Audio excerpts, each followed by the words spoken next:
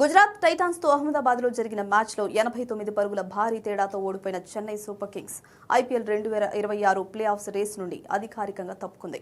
రుతురాజ్ గైక్వాడ్ సారథ్యంలోని సీఎస్కే 14 మ్యాచ్ల్లో కేవలం 12 పాయింట్లతోనే ఈ సీజన్ను ముగించింది.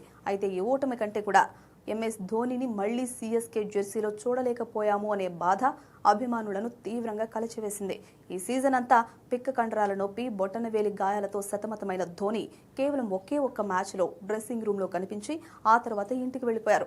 వచ్చే ఏడాది ధోనీకి 45 ఏళ్లు వస్తున్న నేపథ్యంలో ఆయన పునరాగమనంపై కెప్టెన్ రుతురాజ్ స్పందిస్తూ, వచ్చే ఏడాది ఏం జరుగుతుందో నాకు అప్పుడే తెలుస్తుంది.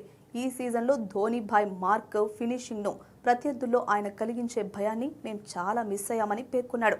చెన్నై నగరానికి, సీఎస్కే ఫ్రాంచైజీకి ధోనీ కేవలం ఒక ఆటగాడు మాత్రమే కాదు, ఆ జట్టు బ్రాండ్, ఒక ఎమోషన్.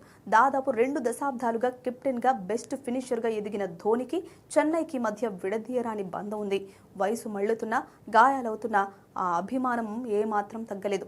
గతంలో ధోనీ సరదాగా అన్నట్లు, నేను వీల్ చైర్కే పరిమితమైనా సరే సీఎస్కే వాళ్లు నన్ను మైదానంలోకి లాక్కొని మరీ ఆడిపించుకుంటారు అనే మాట ఈ అనుబంధానికి అద్దం పడుతుంది.